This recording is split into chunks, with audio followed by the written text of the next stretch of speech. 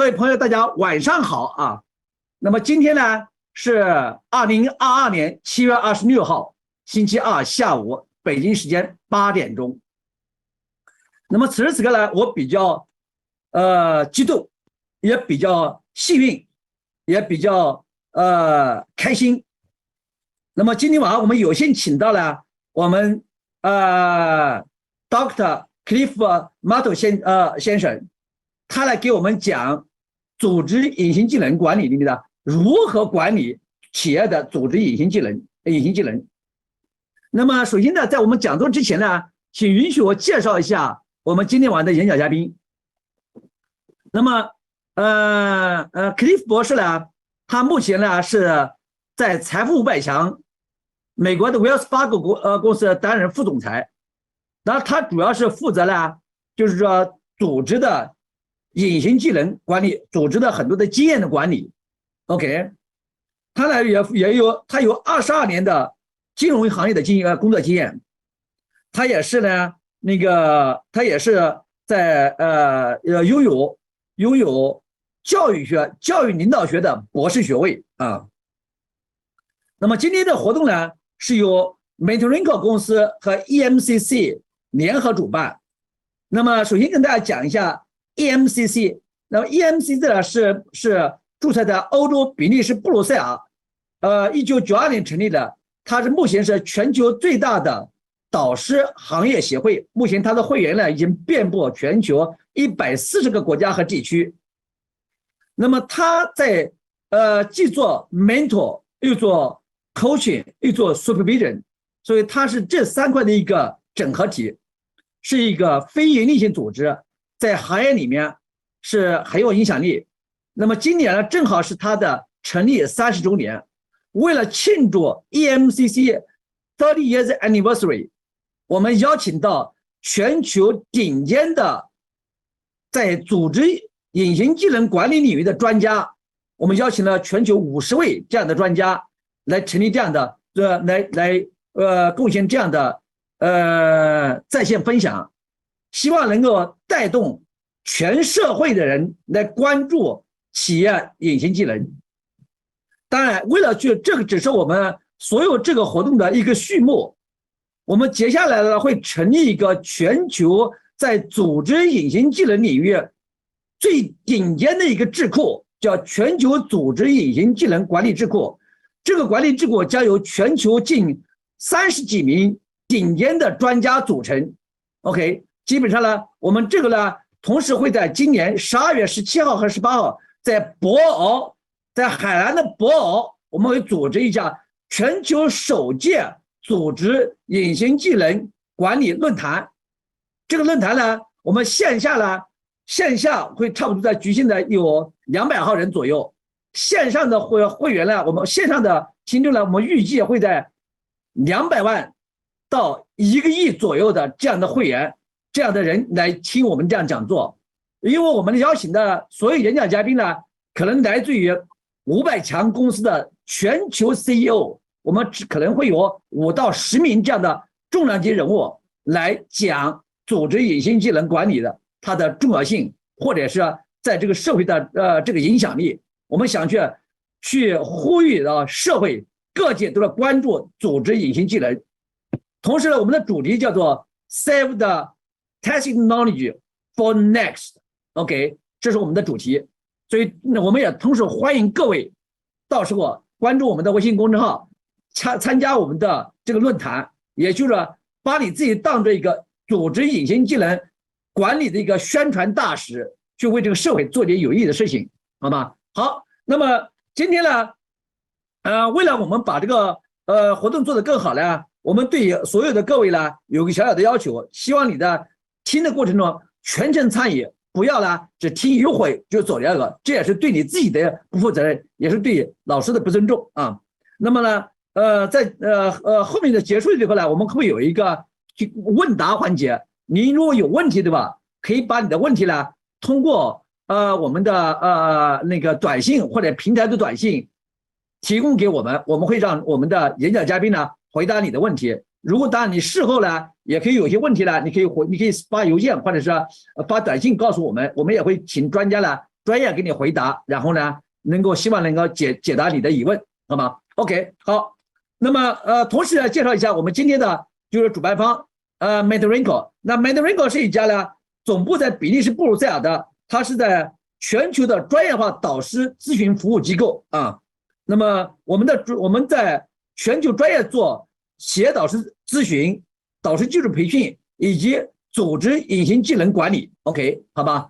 那下面我就不多想了，我想把时间呢就是留给我们精灵王的最精彩的演讲嘉宾 Dr. Cliff 博士 ，OK，Now Cliff over to you. Thank you. Thank you. Good evening, Fisher. Good evening, everyone. As Fisher probably mentioned in my bio, I am Cliff Mahto. I have more than 20 years of experience in financial services operations, and I've led teams in various areas within this industry. During this time, I began to notice a reoccurring trend that when subject matter experts would leave the organization seemed ill-prepared to carry out those processes or functions. And in many cases, the organization would have to recreate this knowledge, in some cases at great expense. This knowledge recreation process was time-consuming and also impacted the services that the organization's customers have to expect. 好，大家晚上好，我是 Clifford Mahto， 我有20多年的金融行业服务经验。然后在金融行业呢，我领导过各种各样的团队，在此期间，然后我注意到一个反复出现的趋势，就是当组织里的行业专家离开的时候，组织里他似乎没有准备好，就是继续这些专家在的时候，他们做的那些领导的那些过程或者一些职能，所以在很多时候组织就不得不重新的去创造这些知识，然后有时候呢也需要付出很大的代价，因为知识在创造的过程它可能很耗时，而且还会影响客户对组织的期望。So after watching this phenomenon play out for a couple of years and considering the trajectory of the workforce, certainly within the United States where I live, it became clear that the competition for knowledge employees, or what we will refer to as subject matter experts, would determine an organization's ability to remain competitive in the marketplace. And it left me with the question of how were companies in my industry, the financial services industry, working to address this issue. So to understand that question, I enrolled in an educational doctorate program and researched the problem in financial services organizations that were local, regional, national, and multinational organizations. My goal was to understand this problem and to provide tools to practitioners, people who develop these programs, to empower them to develop, maintain successful tacit knowledge transfer programs.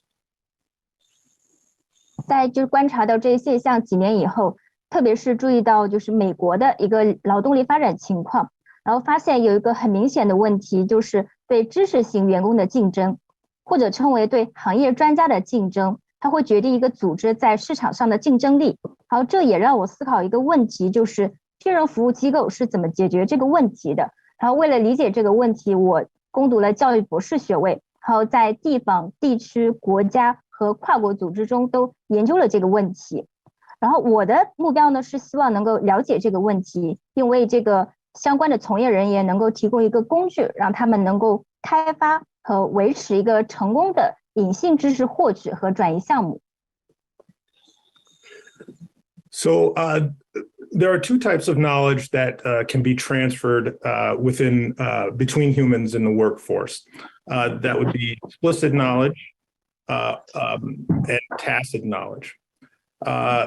Explicit knowledge is probably best defined as commonly used knowledge. It's knowledge that is documented.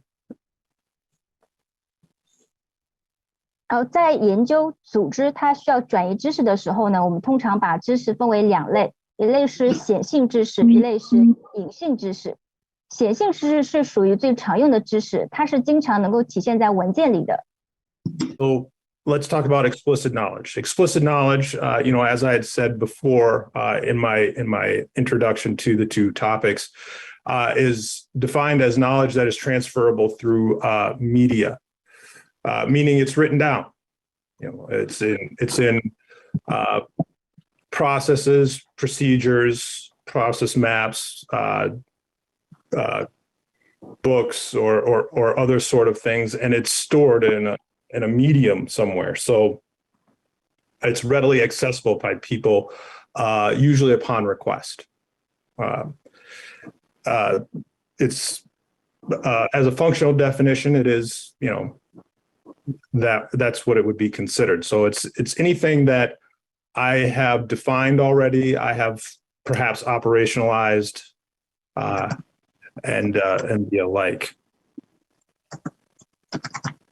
显性知识呢，它一般指的是可以通过媒介，像程序、数据库、规章制度等进行转移的知识，它是可以体现为书面形式的。然后从功能角度来讲，它一般是在参考文档啊，或者说指南以及最佳实践中获得的知识。它一般主要就以一种成文的形式存在的，这样比较方便传播和消费。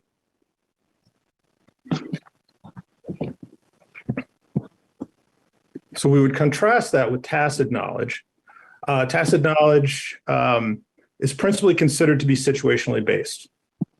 It is therefore by definition gained from specific exposures, also known as experiences.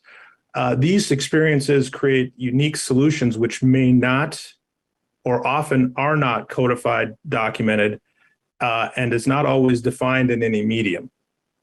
However, this knowledge is extremely important to the organization, as this type of knowledge provides contextual understanding of specific scenarios and their solutions. And these solutions can be applied in various ways, which makes them the catalyst or the beginning of innovation in a lot of organizations. And they can provide insight into the organization's process, market strategy, and philosophy of operations. This understanding sets them apart from their competition and is generally the basis of their competitive advantage. 跟显性知识不一样的是，隐性知识它主要是基于情境的、情境化的，它是就是人们在具体的经验中获得的知识。然后这些经验呢，帮我们创造了独特的解决方案。这些解决方案，它有的是被编纂记录的，有的是没有的。然后它也不是说以任何媒介形式体现出来的。那这个知识呢，隐性知识对组织来说是非常重要的，因为隐性知识它提供了对特定的情景以及解决方案的一个理解。然后得出这样的解决方案呢，它是可以是以各种方式来应用的。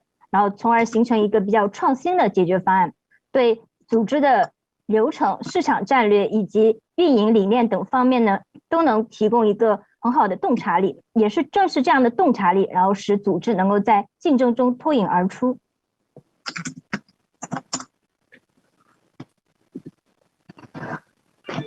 So, This is the type of knowledge, that provides insight into the various multidisciplinary elements required to successfully address a problem. An example of what I'm referring to are the elements it would take to complete road repair.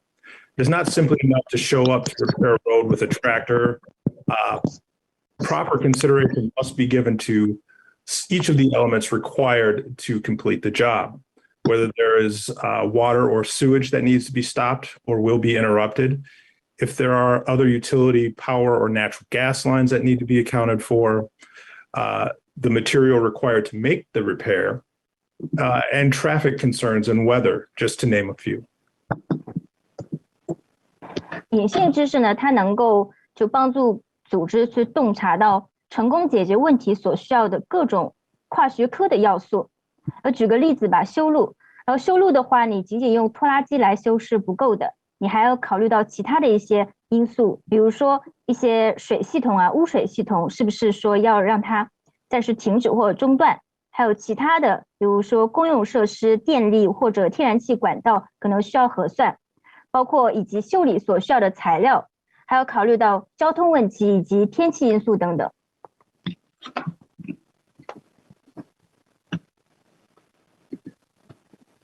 So, why is tacit knowledge important for an organization? The challenges that most modern organizations face are not limited to the loss of subject matter experts, but also to those in professional and leadership positions. As these individuals leave, they take knowledge derived from experiences gained over a career with them. As we consider this in the context of the shrinking global market, the demand for knowledge employees and the fact that the demand for knowledge employees continues to grow, this causes an increased competition for decreasing resources.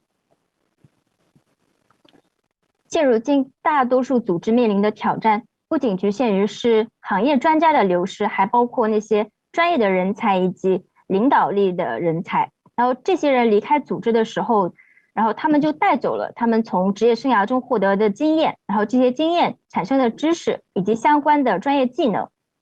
然后放到全球的背景下的话，就是劳动力萎缩的这个背景下，考虑这个问题的时候，就面临一个需求，就是对知识型员工的需求是在持续增长的，然后这也导致了对一个日益减少的资源的一个竞争的加剧。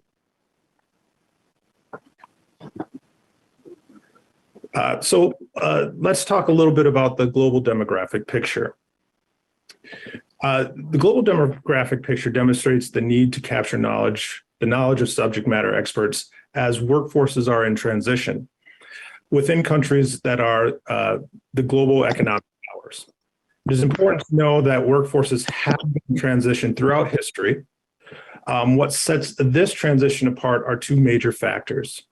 The potential loss of organizational memory, the tacit knowledge of subject matter experts that threatens an organization's competitive advantage, or as mentioned in the previous slide, the demographic change that is setting the environment for scarcity of resources, meaning the number of subject matter experts continues to get smaller while the need for them continues to grow. 我们来看一下那个全球人口状况，因为现在这个人口状况表明，就是全球特别是经济大国，他们的内部的劳动力正在转型，然后在这个背景下是需要获取行业专家的知识，因为在整个历史进程中，劳动力是一直处在一个过渡转型阶段的，然后导致这种转型主要有两个因素，一个是组织记忆，就是专家的隐性知识的一个潜在的流失，这会威胁到组织的竞争力，然后还有一个就是人口结构的变化造成了一个资源的匮乏，这也意味着行业专家的数量是在持续减少的，而且他们的需求又是持续增长的。So the demographic impacts in the United States. I studied this quite a bit for my doctoral research. In the United States, demographic change is well underway, with many states in their nadir years of workforce growth. The resulting workforce in the United States will continue to be grow smaller, it'll be more highly educated, but it will also be older in age. For some years, international immigration has slowed this process down, keeping new workforce entrants level. However, since 2016, immigration rates in the United States dropped from 1.3 million to a little over 300,000 in 2019. 就我自己就做博士论文的时候做的研究，我们发现美国的人口结构呢也是在发生变化的，有许多州的劳动力增长它都处于了一个最低点，所以由此产生的劳动力规模就变得更小了，而这些人的受教育程度变得更高，年龄也是随之变更大的。然后这几年呢，就国际移民这一现象呢延缓了这一个进程，然后也保持了一个新的劳动力的一个进入水平。但是从2016年以来，这个美国的移民情况它是已经从以前的130万，然后降到了2019年的约略高于30万。So although I have not studied this trend, certainly to the same extent in either Europe or China as I have in the United States, based on limited reading, it would appear that this trend is occurring in Europe with one notable difference. International immigration is a little bit more positive than in Europe than it is in the United States. So, for example, in 2020, 1.9 million individuals immigrated from outside the EU into EU member countries. This trend has a tendency to decrease the decline in workforce participation and somewhat stabilize the economic environment. However, it is not sufficient enough to erase the trend altogether. A recent article described it this way. Higher levels of education and workforce participation in both migrant and local populations is needed to account for the negative effects of the aging population in EU member countries. 我没有在欧洲或者中国研究过这个趋势，但是基于我一定的阅读呢，我发现这个趋势在欧洲也是发生的，但有一个不同的地方，就是在欧洲的话，它的移民的增长率它是要高于美国的。比如说2020年的时候，就有190万人就是移民到了欧盟的成员国。这样的趋势呢，是有助于减缓这个劳动力下降的，也有助于稳定经济产出，但也还不足以完全消除这一趋势。最近的有篇文章提到，就需要提高移民人口以及本地人口的教育水平，以及他们参与劳动力的这个水平，然后以此呢来应对这个欧盟他们人口老龄化，然后所造成的一个对经济的一个负面影响。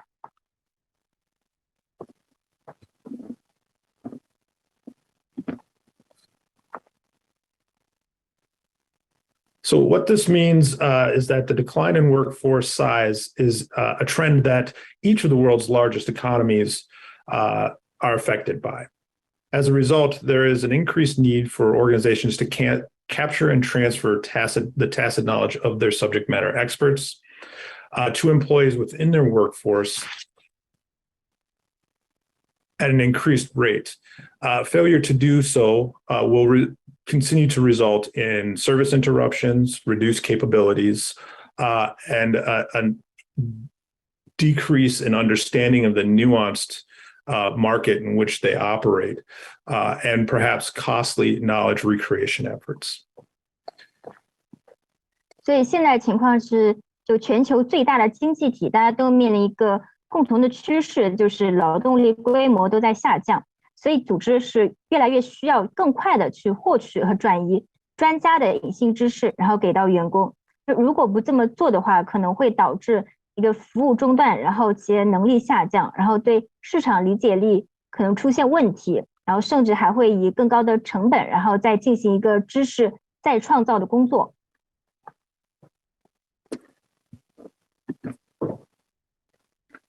So why is this important? Right. It is important for each of us to consider these factors in the context of the knowledge economy in which we currently operate.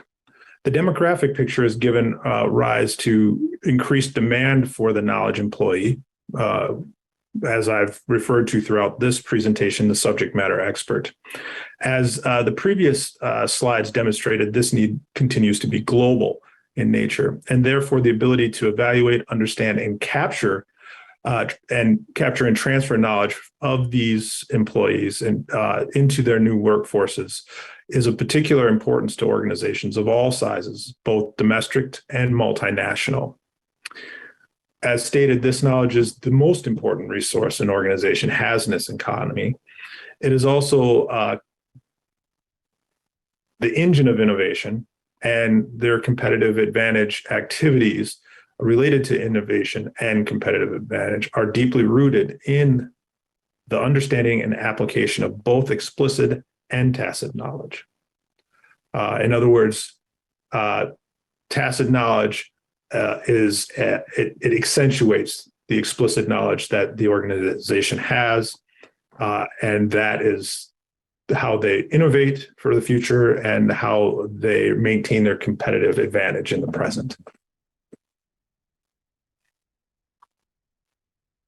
这个人口结构变化为什么这么重要？是因为我们现在就处在一个知识经济的背景下，然后我们每个人都要考虑到这些因素。因为人口结构的变化就导致了对知识型员工或者专家型人才的一个需求，这种需求是全球性的一个问题，所以能够评估、理解、获取和转移这些特殊人才的知识，并在工作队伍中然后转移这些知识，对国内外各种各样的组织都非常重要。就因为知识它是一个组织在就现在的知识经济中拥有的最有价值的资源，也是组织创新和竞争优势的一个引擎。因为与创新和竞争优势相关的活动，它是跟对组织的一个知识、显性知识和隐性知识的理解和应用是息息相关的。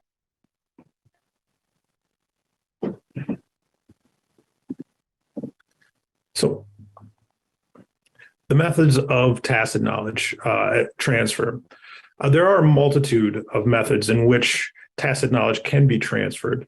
However, within the context of an organization, the three common practices have been mentoring programs, global virtual teams, if you're a multinational corporation, and job coaching programs. Mentoring usually manifests itself within two ways within an organization.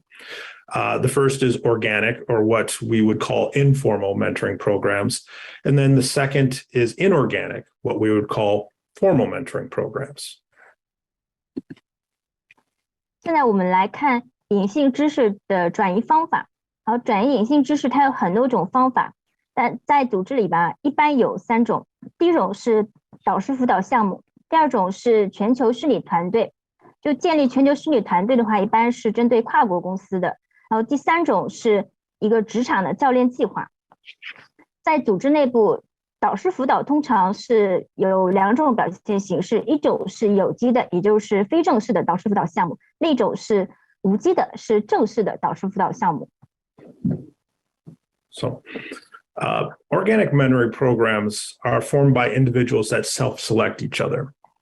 They form without assistance from the organization as practitioners, personnel, or resources.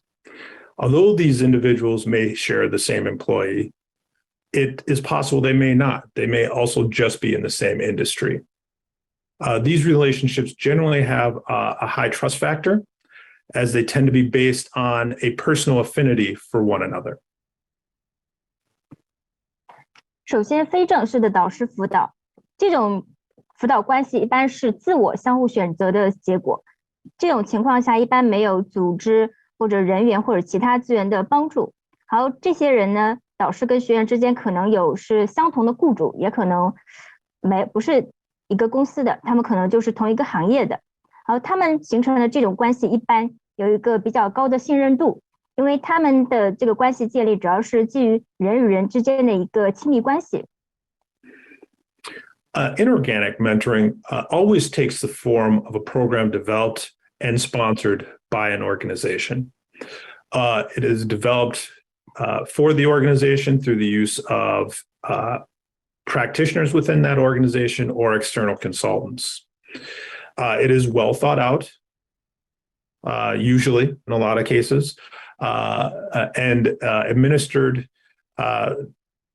and the programs are administered with appropriate consideration given to the way the organization is led, its culture as an entity, and its aims, and the personality of the participants prior to matching mentors with mentees. So proper consideration is given to the organization, and then the personalities of the individuals that will become mentors and mentees. This enables the organization to provide a program that is consistent across its various work groups. In addition, well-administered programs provide both practitioners and leaders with oversight, metric information, so that they can make changes to ensure program success. Generally, these relationships are slower to get up and functioning as participants generally don't know each other before they've been matched and have to develop trust before truly effective mentoring can take place. 对比之下，正式的导师辅导项目一般是由组织还有开发赞助的一个项目，或者是聘请外部顾问，然后到组织内部帮助开发一个导师辅导项目。然后在这些项目中呢，一般在导师跟学员匹配之前，需要考虑几个因素，一个是导师的一个组织里的一个领导力风格，一个组织的文化、组织的目标，以及导师跟学员这些就是参与者他们的一个个性。然后这样的话可以方便组织，然后是能够开展一个对各个小组，就是对整个公司都能够一个通用的一个导师辅导体系。此外，这个项目呢，关系就是导师跟学员之间的关系，他们的一个建立其实相对是比较慢的，因为在此之前，导师跟学员他们是互相不认识的，所以他们首先必须要建立起信任的一个关系，然后才能让确保这个导师辅导关系是会真正有效的。And then global virtual teams. Global virtual teams are an efficient means of knowledge transfer. They can be implemented across a global footprint with little or no physical movement of personnel. What we're doing right this minute is somewhat similar to a global virtual team sort of environment. This makes them appealing to multinational corporations because they can be operated cheaply, and the solutions that are delivered fit within the diversity of markets in which each of their team members represent. Additional benefits of these teams are that the new perspective of each team member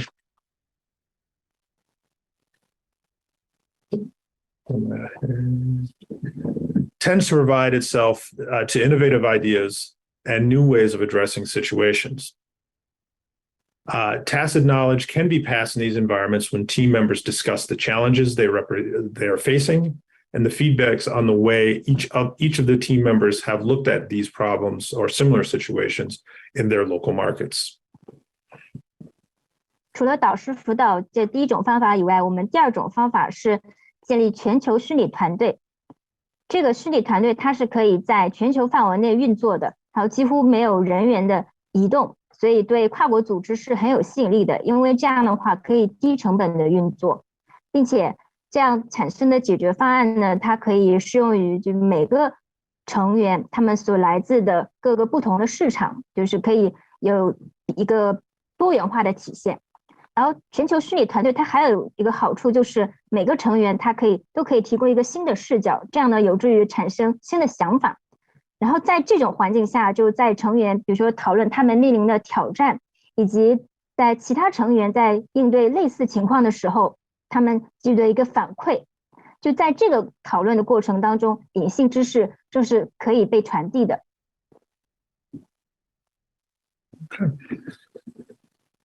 And then there's the job coach.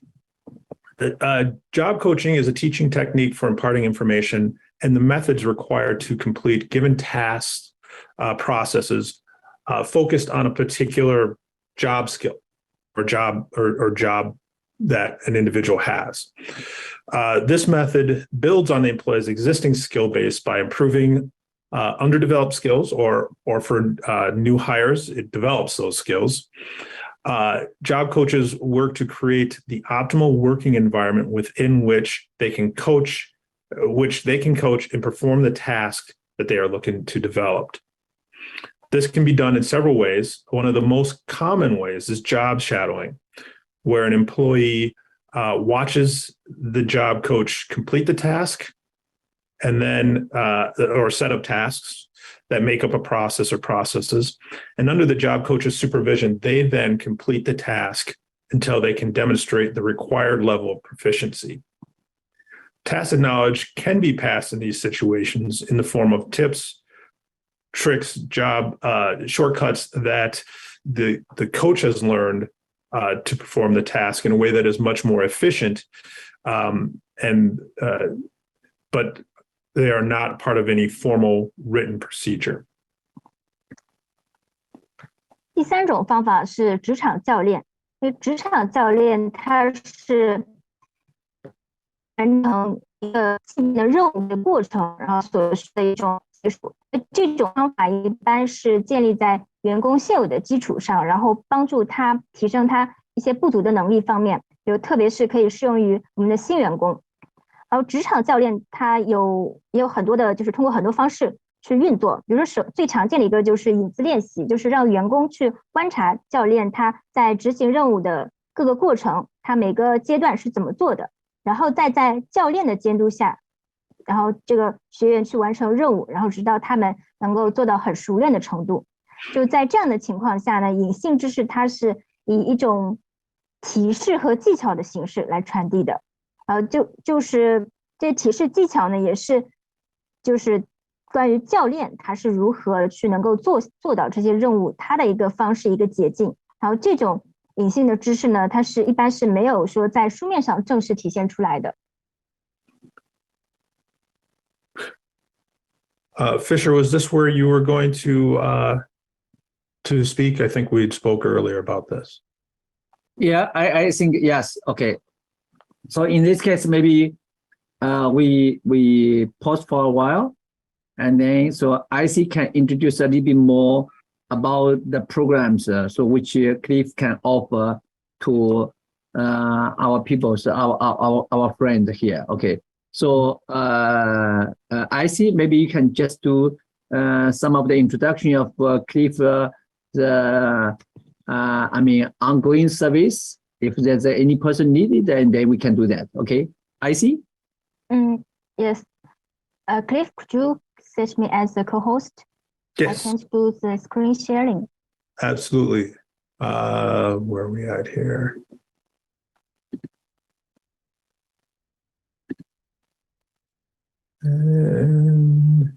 Yeah, you can just maybe set IC, give IC the right to share the screen. Yeah. Oh, sure. You want? Yeah. We can do that. Yeah. You stop sharing. Let's see if I can do this. Can you? Yeah, you can just click stop sharing and then assign the right to IC, so IC can do the sharing of the screen. Stop share right there, and IC can do that. IC. Can you do it now, IC? Yes. Excellent.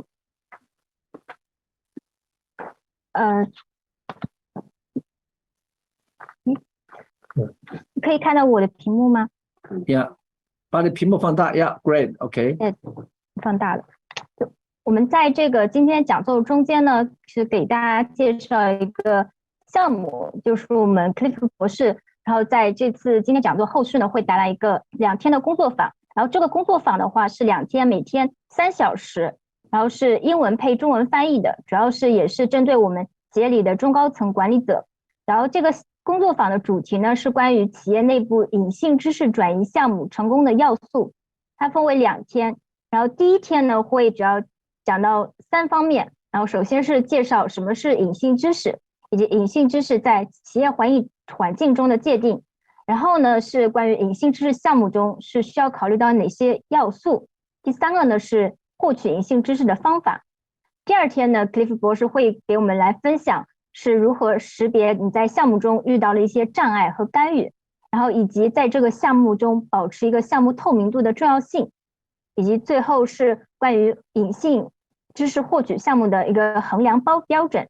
我们这个项目呢是面对各位是收费的，然后费用呢是这样的一个情况，我们大概分成了5种类型的收费。然后首先是铂金会员是$200，$200它的一个各位的权限是可以全程参与这个工作坊的直播，而且在这个工作坊中你可以随时直接可以发言提问，然后是在这个工作坊之后我们有一个40个问答的一个环节，然后另外呢是可以获得这个工作坊和问答环节的录播。然后金牌会员呢是$100就可以参加，一个是可以全程参与这个工作坊的直播，然后可以通过留言板提问，然后这个问题呢，博士会尽量回答大家，然后但是呢是先问的人会先得到回答，同时也可以拥有这个工作坊和问答环节的录播。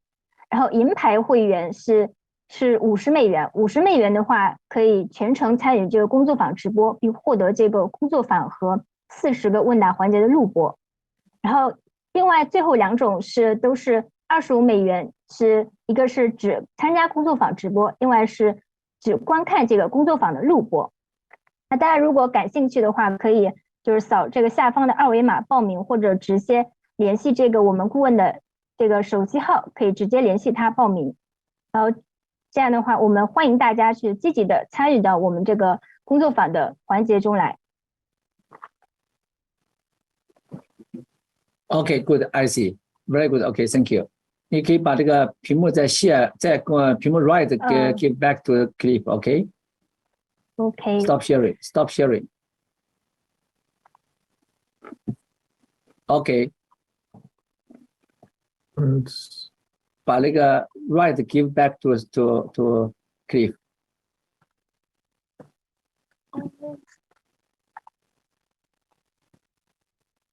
Or make it co-organizer. Okay, good. Okay. Yes. Okay, Cliff. Now, You see my Thank you. Okay. Can you see my screen? Okay. Am I sharing now? Okay. Yeah. Okay. And we can do this. All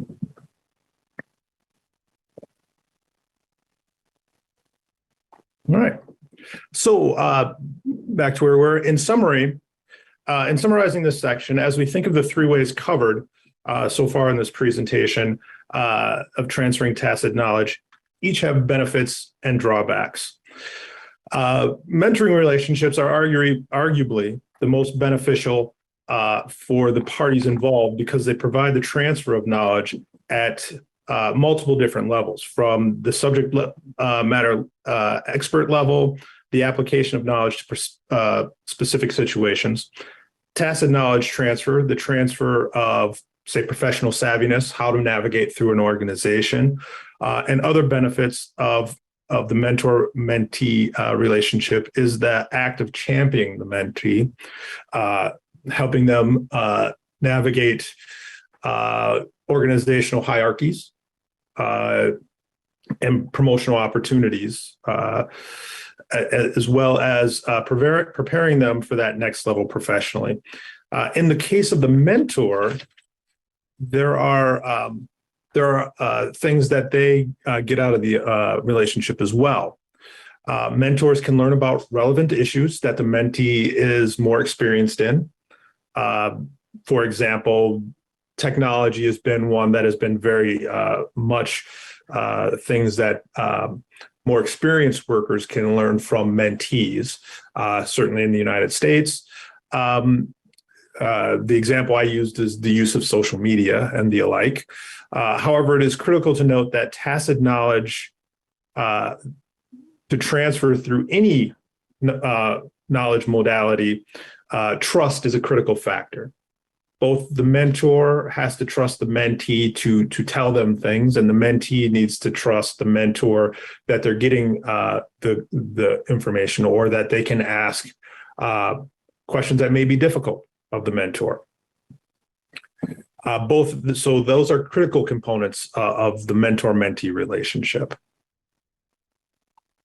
现在我们来总结一下刚才讲到的3个隐性知识转移的方法。一个是导师辅导项目，第2个是全球训练团队，第3个是职场教练。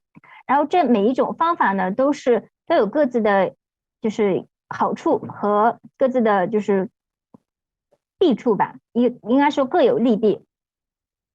首先，导师辅导管理它是对各方来说是相对最有利的，因为他们就提供了这个一个是专家级别的一个知识转移，然后是知识在特定情况的应用，以及隐性知识转移和专业技能的转移。然后导师辅导关系它还有一个好处，就是可以在学员职业生涯的各个阶段，然后对他进行激励，这样也可以帮助他们为进入职业生涯的另一个阶段然后做准备。对于导师来说，他们也可以就是像学员就学到一些东西，特别是比如说新兴的技术、社交媒体平台方面的一些内容。但这种情况在美国是比较常见的，就在新技术方面，我们导师经常是向学员学习的。然后但需要注意的一个点是，在要通过任何就是方式，然后实现这个隐性知识转移的话，他们这个相关的参与者之间的一个信任是一个非常要考虑的关键因素。Doctor? Thank you. So some of the benefits and drawback of tacit knowledge transfer in terms of the types of mediums or modalities used to transfer knowledge. The benefits of mentoring relationships, I think are fairly clear to most of the people on this in this meeting. But mentoring has several benefits. The main benefit is that the mentor can act as a guide. In other, I've watched a couple other of these sessions on YouTube. I think one of the previous speakers called them role models. And I think basically for the mentee, mentors can also provide critical career planning advice. If the mentor and mentee are in the same industry, which is usually going to be the case, the mentor may act as a champion or sponsor, shepherding the mentee through their career progression. Right. It is also important to note that true mentoring relationships are reciprocal in nature. The mentor provides valuable guidance on the industry, how the organization functions within the industry or niche, organizational leadership and culture, and how the organization maintains its competitive advantage, just to name a few things. However, the mentee has valuable information about many things the mentor can learn from. In my research, some of the most common things that mentees have taught mentors were related to technology. However, there was also a lot of information on how younger generations viewed particular things that helped with marketing to this organization. Was another thing that mentees could teach mentors or could help mentors with. How to leverage social media it was also on the list. Basically, this type of give and take relationship allowed both parties to take more risk, to have more risky conversations, which is where growth and tacit knowledge can be transferred. An example of what I'm referring to is you have to have trust in order to ask a mentor a question about a situation and where they failed, and how they overcame that failure, what they learned from that failure, so that the mentee is able to learn from that experience as well. Because everybody who can hear my voice right now and myself have failed at some point in our careers. We've learned from those failures, and that has been a valuable source of tacit knowledge that we can help younger generations understand without having to actually fail themselves. So that's how we can understand and leverage that portion of our experience. In addition to each of the other positive attributes discussed in the earlier slide, understanding the situations provide the mentee with the valuable knowledge on how to evaluate particular situations and what things they can do to avoid them. 导师辅导它有很多的好处，就主要的好处是导师可以作为学员的向导，然后在有些人呢也把它称为榜样来形容。导师呢，他可以给学员提供重要的职业规划建议。如果导师跟学员在同一个行业的话，导师他是可以以支持者或者赞助者的形式存在的，然后在学员的职业发展过程中提供指导。然后需要注意的是，导师辅导关系它本质上是互惠的，因为导师呢向学员提供有价值的行业指导及组织在行业内的运作，以及组织的领导力、文化，以及组织如何保持竞争优势等等。然后学员呢，他其实也具备很多宝贵的信息，是导师可以向学员学习的。因为在我的研究中呢，也是就是学员交给导师的东西，最常见的就是如何利用社交媒体。因为年轻人其实有很多的就是相关信息，其实是可以帮助一个组织，比如说在更多的了解一个市场，年轻人的市场。另外还有一个就是在就是导师跟学员之间，他们有一个信任关系以后，然后他们相互给予就是这样给予接受，相互学习，可以让双方进行一个更多的一个比较有风险的对话。然后这个风险的对话呢，其实正是双方可以成长，然后也是隐性知识它进行转移的一个途径。另外就是在导师跟学员他们建立一个信任关系以后，学员是可以向导师去询问了解导师过去他可能面临了哪些失败，以及他们是如何去克服的，他们从这些失败中获取了哪些教训。就像我自己在我的职业生涯中，我也去经历了很多失败，然后这些失败其实对于年轻人来而言都是非常学习的一个宝贵的资源。虽然我们就是都不太喜欢失败，但是失败呢也是我们每个人都会经历到的。然后除了我们就是前面提到的这些情况呢，就是还有一个是就是了解这些呢，就是可以一方面为学员提供一个宝贵的知识来源，另外一个呢也可以是知道去如何评估一些遇到的特定的情况，然后知道可以就是以后在工作中需要避免的事情。Doctor? Thank you. So the clear drawback in these relationships is that tacit knowledge is a highly contextual and personal in nature. That, of course, makes it very difficult to quantify and measure. Additionally, in formal programs, it is not easily transferred in situations where trust has not been established. This is especially true in organizations or situations where multiple cultures are present. So multinational corporations have particular difficulties with these programs. And although organizations can, in many cases, accurately identify the knowledge they need to capture and transfer as it relates to processes or procedures, or even in some cases, leadership styles within the organization, and other types of knowledge of an explicit nature, it is difficult to provide the same certainty with respect to tacit knowledge because it is gained from an individual's unique way of solving problems or an individual's personal experience and that they bring to problem solving. 做导师辅导，它还有一个比较明显的弊端，就是因为隐性知识它是有高度的一个情境，也需要背景的，而且它是就是个人风格比较明显的，是很难去量化和衡量的。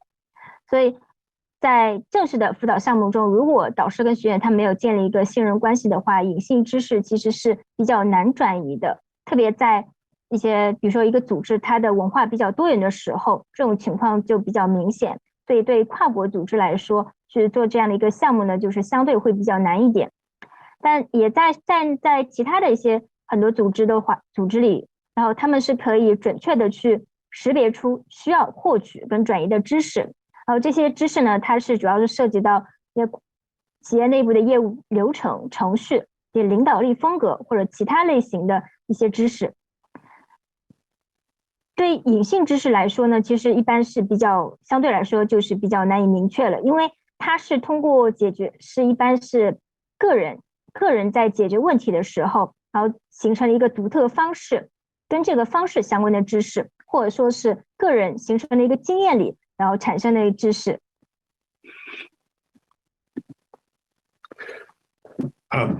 The benefits of a job coach and tacit knowledge transfer are that job coaches bring a wealth of knowledge specific to a particular role or function in which they're subject matter experts. This knowledge of the role comes from years of experience, which has exposed them to various nuanced situations as it applies to that role. It is these situations that develop the tacit knowledge that job coaches can impart to the employees they coach. This knowledge usually takes the form of diagnostic or analytical understanding, things that experienced persons understand about the process and how it works, that is not found in any written medium, any process or procedure or database. This type of tacit knowledge is best provided to entry-level employees or employees that are less experienced. 接下来我们看的是职场教练他们在隐性知识转移中的好处。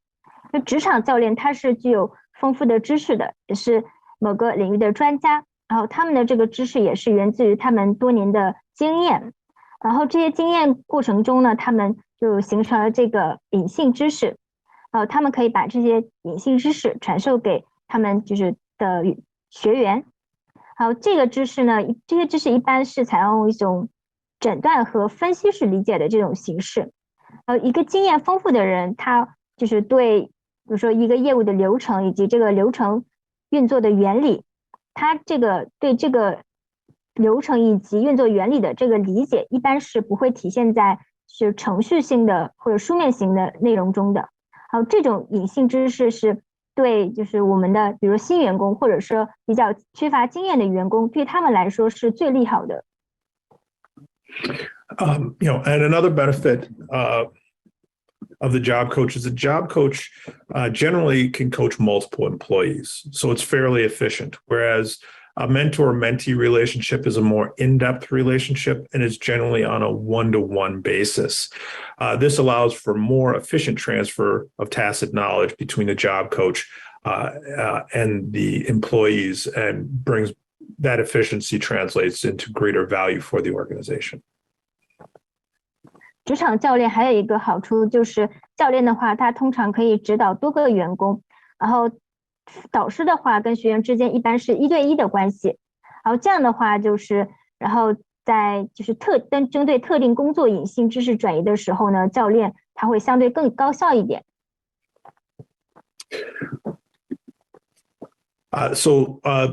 Job coaches have the drawbacks to job coaches or using job coaches as the sole means of tacit knowledge transfer is the clear focus of knowledge that was pointed out to areas in which they are coaching.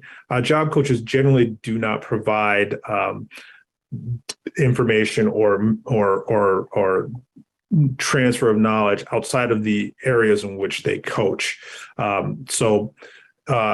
Another way to put that is they don't coach on other aspects of individuals' careers.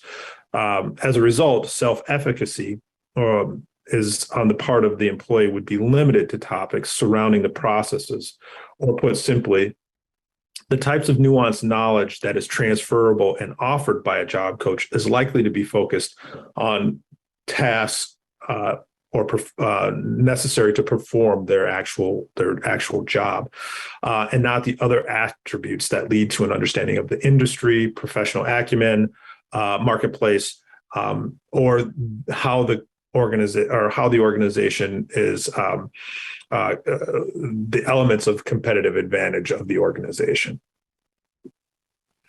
职场教练他也有一些弊端，比如说他们就是教练的话，他们的隐性知识主要是集中在他们就是要给学员指导的那个领域，就一般不会给学员去提供职业生涯其他方面的指导。然后这种情况的话，员工的他的自我效能感主要就体现于这个相关的话题，或者说就是职场教练他可转移的那些比较情境性的知识，主要是集中在一个任务执行方面，而不是跟其他的就是跟行业理解啊或者职业敏锐度、市场和竞争相关的那些知识。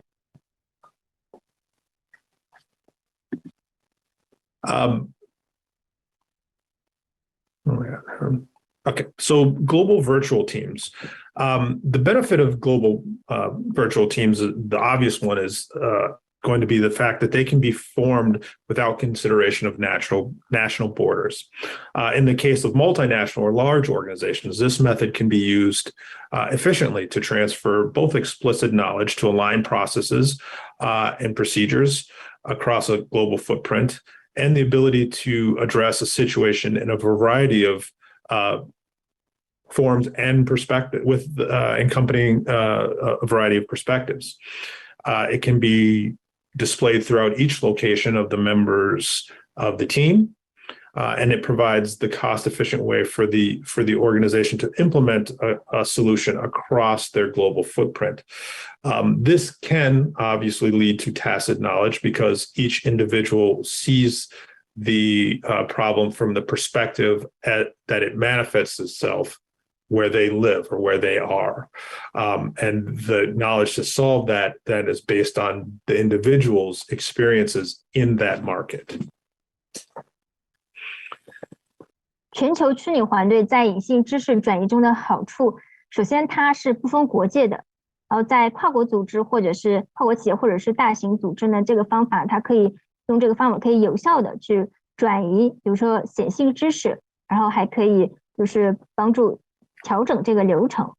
然后它因为有这个跨国虚拟团队，团队里它是有来自不同国家地区的人，然后它来自就不同的文化，有不同的经验，有不同的角度，那这样大家有从不同的角度来处理情况的这个团队能力，就可以为组织的解决方案去提供一个更创新的一个方案，然后同时呢，也是这个方案也是更具成本效益的。这个团队它的多样性，然后就在这样多样性的团队中呢，他们沟通当中，这样知识就是显性知识和隐性知识是都可以被创造出来的。Doctor. Thank you. So some of the drawbacks to global teams would be pretty common in any situation where you have people from multiple locations. Since these teams generally operate in a common language. However, differences in vernacular and colloquial expressions pose challenges to those teams and can add an element of confusion. In addition, what may be considered appropriate etiquette in some areas of the world may cause barriers in other areas of the world. As stated earlier in this presentation, cultural competence is a critical part of building trust within relationships that facilitate the transfer of tacit knowledge. Other drawbacks of this form of knowledge transfer is in the form also does not, other drawbacks to this form of tacit knowledge or knowledge transfer in this form do not consider, when you think about things of, the industry, its hierarchy in the market, and how the company maintains its competitive advantage, not always communicated well in global virtual teams. As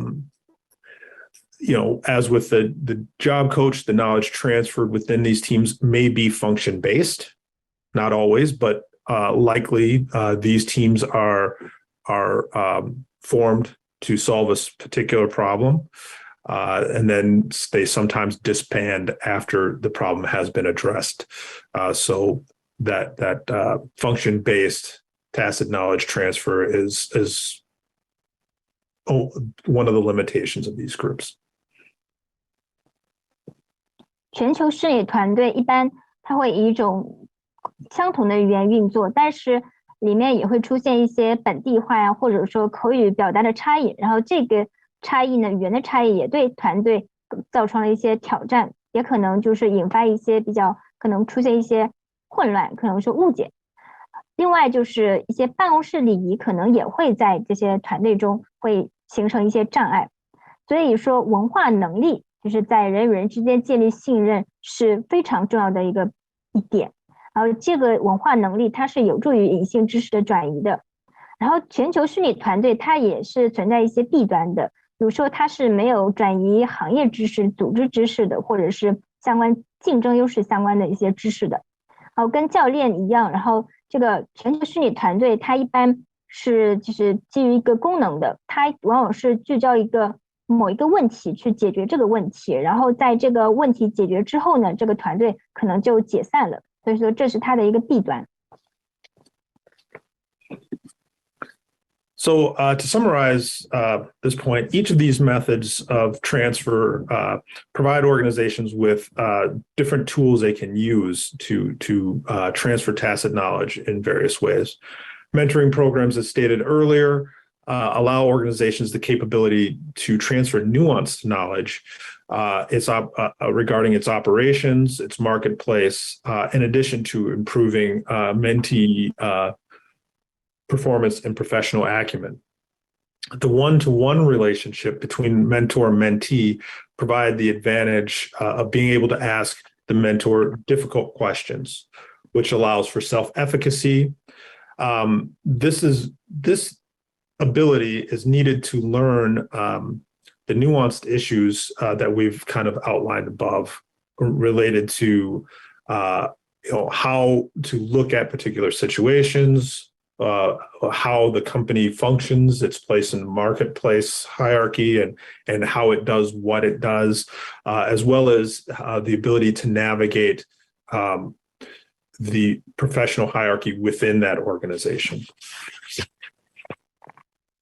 The downside to mentoring programs is that they're prone to failure when they are formalized programs, and that is generally based on either mentor and mentee not being appropriately matched, the program not fitting with the culture of the organization, and then lastly, and most importantly, the level of trust between mentors and mentees in formal programs tends to be low in the beginning, and sometimes that is a hurdle that they cannot overcome. 总结一下，就是这3种方法呢，每一种方法它都能就是为组织提供比较不同类型的，就是不同方式的这个有效的转移隐性知识的手段。那导师辅导项目它是可以让组织去传递那个关于组织运作以及组织的一个市场状况相关的一个隐性知识。它一方面它可以提升就是学员就是这个员工他的绩效、他的表现，以及包括他的专业知识。另一方面呢，是这个学员他也能够向就是导师去提出一些比较困难的一些问题。这些问题可能包括比如说这个关于公司运作的一些问题，然后市场状况的一些问题，比如说在公司内部一个是组织框架的一个问题，好，可以帮助学员是以不同的视角来去看各个方面的问题。那导师辅导它也有一些弊端，比如说如果这个项目跟组织的文化或者说领导层的理念是不一致的，然后而且导师跟学员之间也没有建立良好的信任关系，那这个项目就很容易失败。那这个项目就是正式的项目跟因为非正式的项目它是也有区别的，然后正式项目呢，它的成功率其实往往要比非正式项目要低一些，所以这就突出了这个信任在导师辅导关系中的重要性。So best practices, just a little note on best practices. This session was based on research I did for my doctoral dissertation. While conducting this research, many of the items raised in the following slides are commonly mentioned across various industries in a lot of the research, but were also raised within interviewees in the interviewing section of my doctoral research. A practitioner,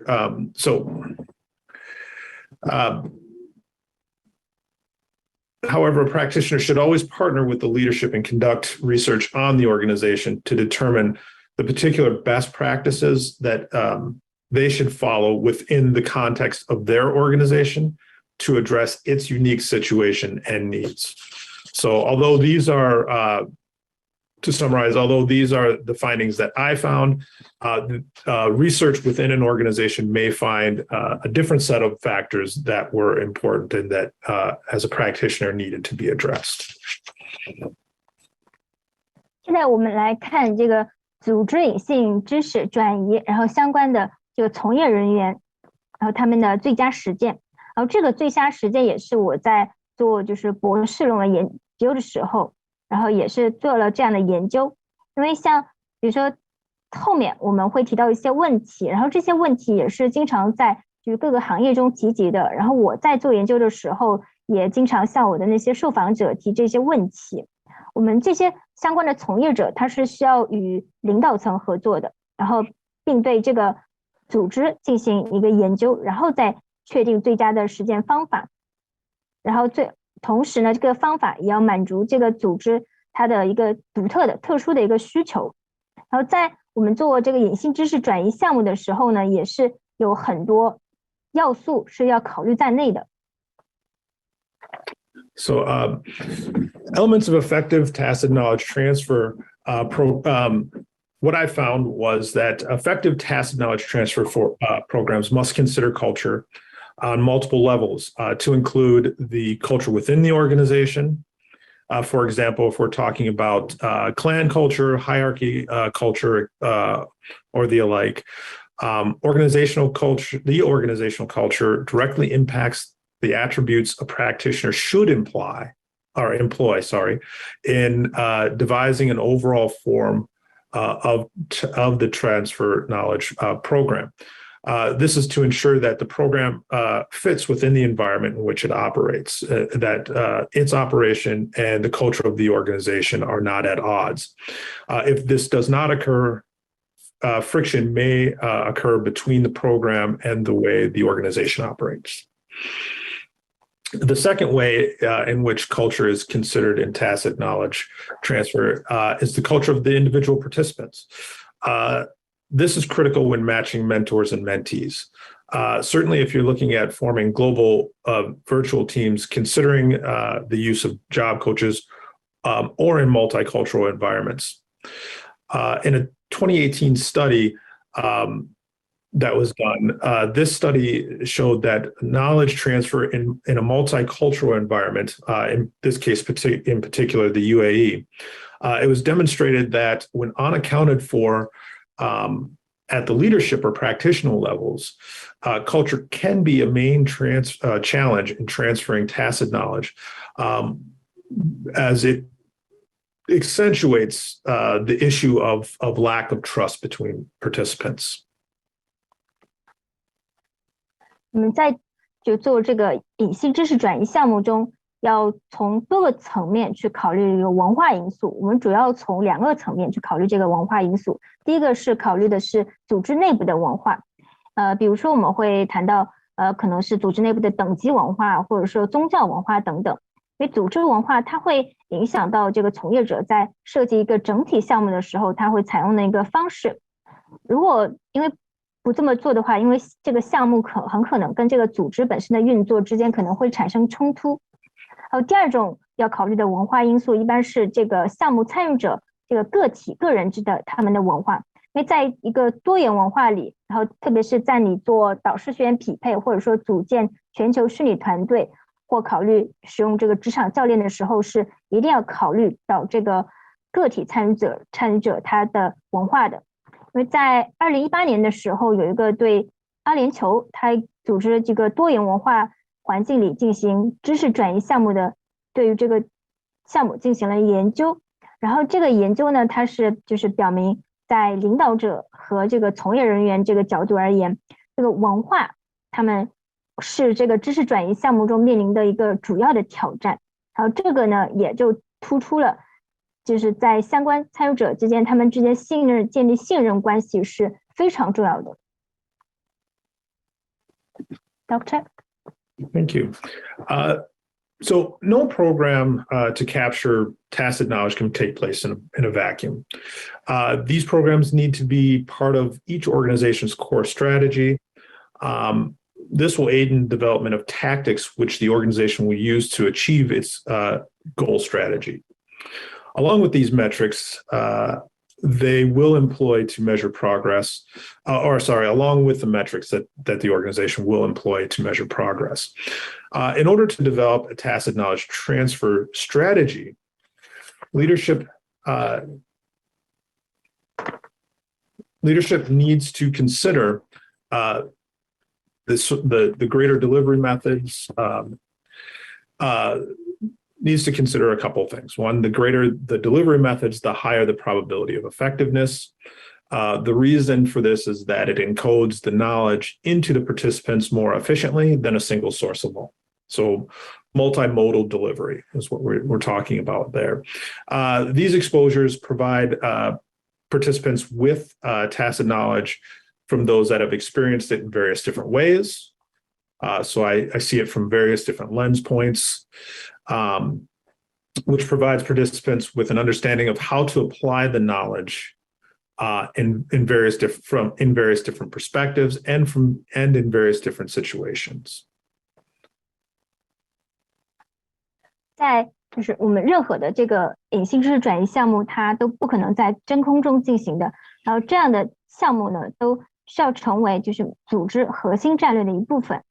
这个是它有助于就是组织制定就用来实现目标战略的战术，然后也可以帮助他们用来衡量这个项目进展的一个指标。然后就是为了就是做这个隐性知识转移这个战略的话，领导层他是需要了解就是组织内部他们相关专家的经验的，以及未来在组织运作中如何去利用到这些经验。同时呢，我们就是还要就是对这个项目的参与者也要有一个很好的对他们也要有一个很好的了解，因为这个组织里要明确了解这个，让他们了解对这个项目对他们而言是意味着什么的，因为一定要确保这个项目它的期望跟这个参与者对这个项目的期望是一致的，因为这样其实也有助于能够匹配到这个相同的这个参与者，比如说导师跟学员。Doctor? Thank you. So the identification of potential barriers allows for the timely understanding and design of strategies to mitigate these barriers. This is important because the timely identification of barriers directly increases the program's efficiency and overall success. Regular monitoring serves important functions. It adds certainly transparency to the program. It allows the timely identification of barriers. It allows leaders to look at relationships and see which ones are succeeding and which ones are not, and to provide intervention when necessary to increase the odds of success within those particular areas. It also gives leadership on the whole ability to identify and analyze trends to understand which method or modality is most efficient within their organizations. And then rewarding success. This has multiple benefits. It inspires employees to perform at the highest levels. It ensures that leadership is identifying and completing due diligence when in the matching protocols. And it does lend itself to creating greater tacit knowledge transfer within the groups by giving individuals who have shown success in the past greater opportunities within the organization. To understand the experience of subject matter experts and how it will need to be utilized in future operations is another attribute of rewarding success. I give them more exposure, they get more tacit knowledge, they become more useful to the organization because they're adding more value, because they have greater understanding of how we do what we do and the alike. Additionally, my research identified the following criticalities. The first is going to be a clear understanding of what program participation means for participants. This is important because it aligns expectations as to what each party should expect from engaging in the program. It helps better match both mentors and mentees, because you can start to look at matching people with like expectations or like outcome goals. Centralized learning resource was another criticality. I think I've heard it put in some of by some of the other speakers as the mentor's mentor, the professional that you would go to. I would refer to this as the practitioner. This provides participants with a sounding board, or a place where participants can ask for help on how to navigate certain topics between the actual mentor and the mentee. It is important because in order for each of these modalities of tacit knowledge to be successful, both parties must be empowered to explore their failures and those of their partner's failures in order for growth to occur. This centralized resource can also assist with navigating these situations and help to mediate situations as necessary. Additionally, this resource can provide assistance to leadership to help them understand some of the things the trends that may be going on within the relationships in the programs that the company is sponsored. Transparency of program outcomes was critical in the United States as a attribute of program success, because individuals wanted to understand how many of the participants in these programs, how well they did, and that was a factor in them determining whether or not they would want to participate in these types of programs. And then multimodal delivery. There's no one way that's going to solve the tacit knowledge transfer gap in corporations. There has to be multiple ways in which we're delivering or giving people access to tacit knowledge. Or another way to put that is, the greater the variation in delivery methods, the higher the probability of effectiveness, and that's kind of what my research found out there. And the reason for that is that the knowledge is then encoded from various different resources, from mentoring programs through to job coaching, and then also virtual teams, global virtual teams if you're a multinational corporation, obviously, maybe just global teams if you're a local organization.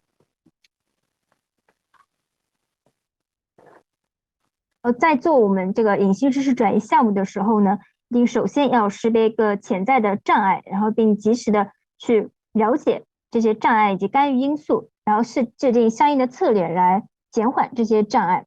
因为这样的话，就是及时识别障碍可以提升项目的有效性和一个成功率。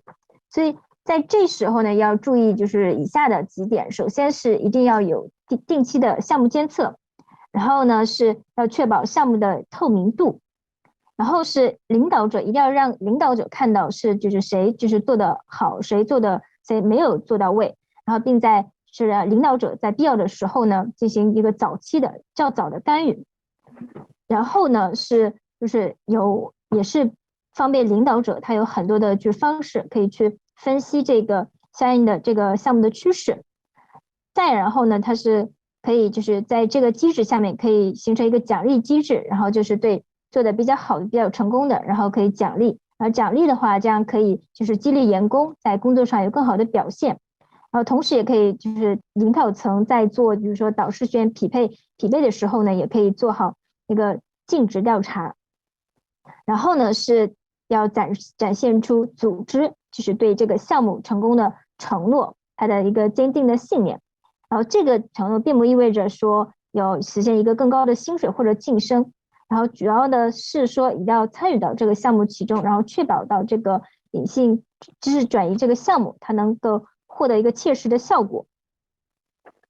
在这里最后呢，我是跟大家分享几个就是我自己做的研究，然后得出的一些发现，就是有几个点。首先第一个点就是一定要就是明确的去了解，就是这个参与这个隐性知识转移项目对参与者意味着什么，然后对比如说导师跟学员，因为当他们就是各自他们都非常明确了这个期望，而且这个项目的期望跟他们自己的期望也是匹配的时候，是一致的时候，这样的话做这个项目呢会就是更有成果。第二点是这个隐性知识转移项目，它其实相当于提供了一个比较集中的学习资源。这个资源呢，可以让参与者就是参与到其中，可以让他们比如说在某个话题上，他们寻求帮助，然后互相来就是帮助解决这个问题。所以这一点是很重要的，因为这样可以就是让这个参与者他们都有能力去探索自己和就是伙伴是相关参与者各自的一个进步或者是失败，因为这样的话才能更好的实现成长。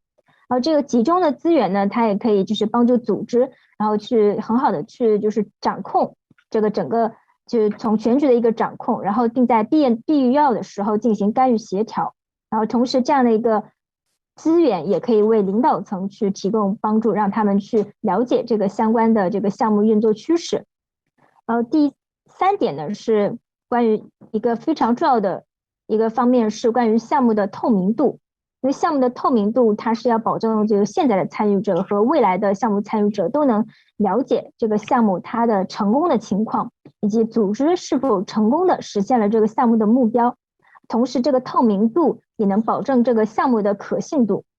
最后一个是呢，这个项目呢它是可以以多模式进行交付传递的，因为这样的话可以提升一个整体项目的成功率，因为你保证了这个获取跟传递隐性知识它是多样性的，特别是你传递的这个方式越多的话，那你的这个有效性概率也就越高了。所以以上呢就是我对就是我的发现的一个分享。所以总体来说呢，我们是可以采用一个3种方式，第一种是导师辅导项目，第二种是全球虚拟团队，第三种是职场教练。这3种方式出发的话，可以去帮助组织去实现一个有效的隐性知识转移。Doctor? Thank you. So to conclude, tacit knowledge is the knowledge that's gained over a career.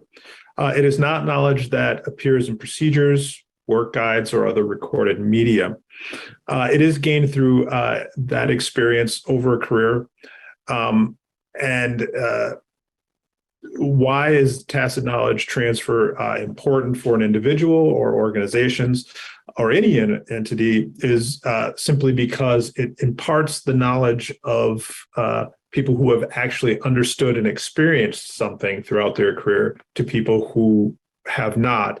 The goal is to build the base in those younger employees or up to a point where they can successfully navigate the organization and avoid while helping the organization to maintain its competitive advantage and avoid any of the pitfalls that maybe previous generations or previous employees have befelled. Sorry. The other answer is that globally we see a large amount of the workforce transitioning out of their careers and into retirement. Many of these new retirees are taking this nuanced information with them into retirement, leaving the emerging workforces smaller, lacking in the nuanced knowledge required to provide the services and direction necessary to maintain their competitive advantage. Lastly, as organizations and their knowledge practitioners identify knowledge that they need to transfer to maintain this advantage in the marketplace, consideration must be given to overall program design and to the barriers to knowledge transfer that may exist within their organizations. After considering these elements and how to mitigate them, it is necessary to note that transparency will only add to program success. Those are the remarks that I had. I think we've already seen many of these things about the halfway mark. So I will just advance to questions. Are there any questions that people have that I can hopefully answer? 最后呢，我们来做一个总结。首先，隐性知识是一个人他在职业生涯中获得的知识，它不是出现在程序、指南或者说其他记录性的媒介里体现的知识，它是你在职业生涯中你的经验里从经验中获得的知识。为什么就是这个隐性知识对个人、公司都就是非常重要呢？因为对个人而言呢，就是在组织里的专家型人才，他所具备的隐性知识技能，它可以传递给年轻人，然后帮助年轻人就是更好的就是延续年轻人就是拥有这样的知识技能，也可以在就是组织里就是继续去延续这样的就是非常宝贵的这样的经验。然后对组织而言呢，也是可以就是当他们内部的隐性知识就是得以获取和传承的时候呢，也是可以帮助他们保持在市场上的竞争优势。那第二个，另一方面呢，就是说在全球范围内，我们目前看到很多的就是劳动力人员，比如说退休人员，他们很多人就是即将退休，要步入就是退休这个状态。那这些人呢，就是他们就是把他们在职业生涯中获得的很多，比如说隐性知识都带入到了，可能就离开职场，他们也都带走了。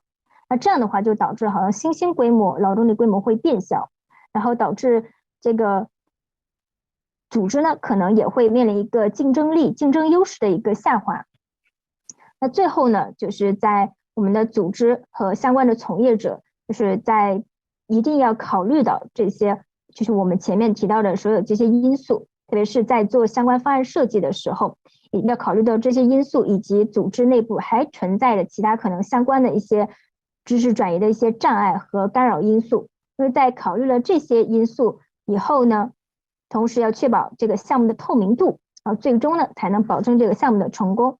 然后以上呢就是今天的分享，如果大家有问题的话，现在可以提问。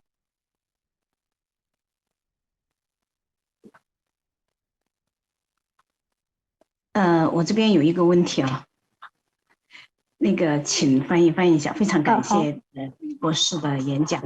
那我的问题呢，就是说，在我们的这个隐性知识的界定中间是讲的职场中的这个方法。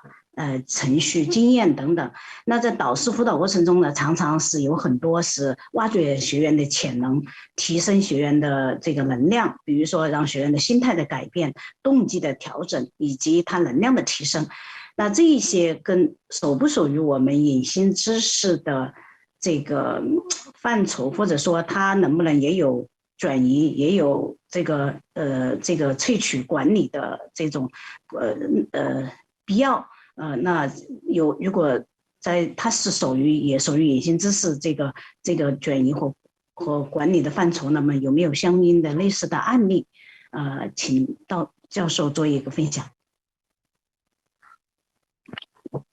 Doctor, first, thank you for your presentation. My question is that just in our mentoring practice, we often do something to increase the potential of the mentee, to increase the energy of the mentee, to change their mindset, to help them increase their motivation. I wonder if such practice belongs within the scope of tacit knowledge management. If it is, if there is such case to share. So first of all, thank you. I hope you enjoyed this evening's presentation. So when you think about situations where you want to increase energy, I think what we would say is you want to provide a positive and nurturing environment for mentees. Are there situations where that occurs? Absolutely. Within the studies that I've done, I've found that a lot of the situations I outlined at the end did increase to an overall positive outcome in the mentor-mentee relationships. The biggest thing that I found in my study that really increased the overall positive outcome, as well as provided a nurturing environment for mentees, was helping mentors and mentees that they were appropriately matched. Right. So, and what I mean by that is that both parties had a clear understanding of what they wanted to get out of the relationship, and then both parties approached how they participated in the relationship in a similar way. In the United States, mentoring programs, since we're dealing with a multicultural environment, trust was a critical factor in that, and that that people that were matched did not always necessarily trust one another. So in formal programs, there was some work that had to be done around securing that trust.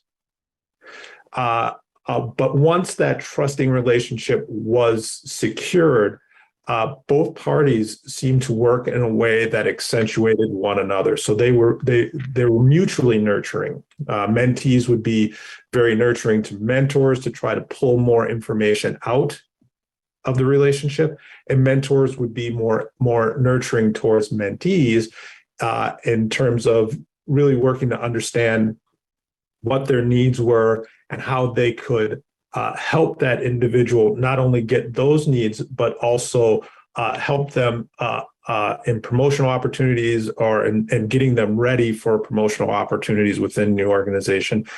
They acted as a champion for those individuals. So if I understood the question correctly, what I would say is, yes, absolutely. When you talk about increasing energy, work towards a positive environment in which both parties could act together in a way that was positive and conducive to the future of the mentee, but also conducive to helping the mentor understand things that maybe they needed to understand about, maybe the demographic of the mentee's cohort, right? So I hope that answers the question. If not, please let me know. 好，首先非常感谢你，就是喜欢今天的这个我的分享。然后就是你提到了一个比较点，就是能够你的就是导师辅导实践里，然后提升学员的能量。然后这个其实也是我们就是经常提到的这个范畴，就是你导师要为学员提供一个积极的环境。就在我们的研究里，就是也有这样的发现，就是说导师他会就是在这段关系中去帮助学员去提升他总体的一个比较积极的成果，这是比较最大的一个方面。因为导师他要去为学员去就是创造培育出这样的一个积极的环境，这样的话也能够就是帮助学员去导师学员进行一个更好的匹配。就在他们的这段关系中呢，导师跟学员都是要非常明确的自己就是希望从这段关系中获得什么，以及他们是如何就是以怎样的方式参与到这种关系中。在美国的话，比如说导师辅导，比如很多其实都是比较涉及到就是多文化方面的，都要跨文化的，所以在这个不同文化的这个导师辅导项目当中呢，这个导师跟学员之间的信任度是尤其重要的。特别在正式的导师辅导项目中，是前期也是做了很多的努力，然后确保导师跟学员之间的这个信任。在这个信任这个话题下呢，是导师要确保一个导师跟学员他们都有一个就是安全感在里面，然后在这样安全的这个氛围下，然后导师跟学员才能够更好的合作，就是更加的专注对方。一方面就是导师他是能够积极的就是为学员培育，就是创造出一个积极的环境，然后给予他相关的信息，去了解他学员的需求，然后知道去怎样去帮助他，比如说帮助他是在新的一个晋升机会下去如何去利用这个机会，并给予他更多的支持。然后从学员的角度也是对学员角度也是有利于学员自己未来的发展的。所以总体来说，就是你导师跟学员在这段关系中呢，导师他是要有一个积极的环境，就是给这个学员创造的，然后在这样的环境下呢，是有利于导师跟学员之间关系的良性发展的。希望我能回答到你的问题。Thank you so much. Okay.